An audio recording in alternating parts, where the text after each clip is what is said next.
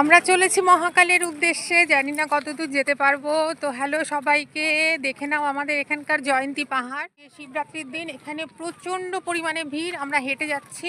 এটা শিবরাত্রির দিন করে আমরা গেছিলাম, কিন্তু এডিট করতে পারছিলাম না দেখি ব্লগটা দিতে দেরি হয়ে গেছিলো। তো আমরা হাঁটতে হাঁটতে হাঁপিয়ে পড়েছিলাম, ক্লান্ত হয়ে গেছিলাম, তো একটু রেস্ট করছিলাম আর একটু আইসক্রিম খেয়ে নিচ্ছিলাম।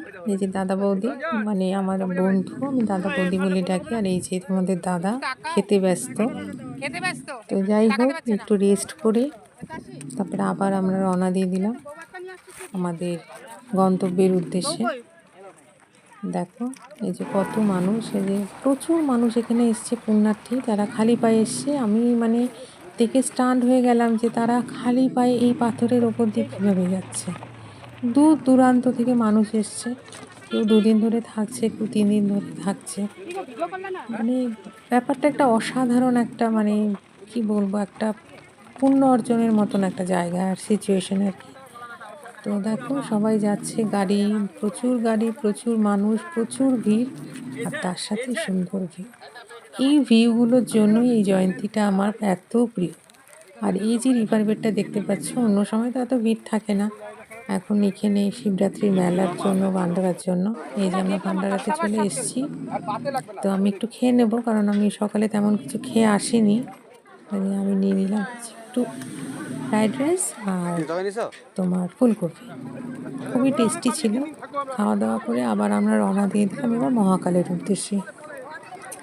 কত লোক চারিদিকে, আমরা লোক দেখতে দেখতে, ভান্ডারা দেখতে দেখতে, হর হর ভোলে, হর হর মহাদেব একে ওকে বলতে বলতে এবং ফটো তুলতে তুলতে অবভিয়াসলি আমরা কিন্তু আস্তে আস্তে মহাকালের দিকে এগিয়ে যাচ্ছি। আর এই দেখো, আর ভিউ দেখো, ফটো তুলেছি প্রচুর সুন্দর সুন্দর। তো ক্যামেরাতে কতখানি এসছে, আসলে ক্যামেরা তো অত ফোকাস নেয় না। আর এই যে জলটা, এই জলটা দিয়ে কিন্তু প্রচুর সব ভান্ডারার কাজ হচ্ছে, এবং জলটা প্রচণ্ড পরিমাণে স্বচ্ছ। ব্যবস্থাপনাও খুব ভালো ছিল, প্রত্যেকটা ভান্ডারার ব্যবস্থাও খুব ভালো ছিল, এবং ভান্ডারাগুলোতে প্রচুর পরিমাণে ভিড় আর লাইন। আর এই যে এখানে আমরা সবাই চলেছি, সবাই জিজ্ঞাসা করছে যে ক্যামেরাতে আছে কি না। আমি বললাম সবাই আছিস, এগিয়ে চল, থামিস না, নাহলে দেরি হয়ে যাবে। এমনিতেই অনেকটা বিকেল হয়ে গেছে প্রায়। এখানে আমি অনেকের সাথে কথা বললাম, প্রচুর দূর দূরান্ত থেকে লোক এসছে, ছোট বাচ্চা নিয়ে, বয়স্ক মানুষ, তারা স্বামী স্ত্রী এসছে, মানে সবাই একটু পুণ্য অর্জনের আশায়। যাই হোক, রাস্তাটা আগে একটু অন্যরকম ছিল, এর আগে আমি একবার গেছিলাম, এখন একদম অন্যরকম হয়ে গেছে। প্রকৃতির নিয়ম, প্রকৃতির বিরুদ্ধে তো আমরা যেতে পারি না।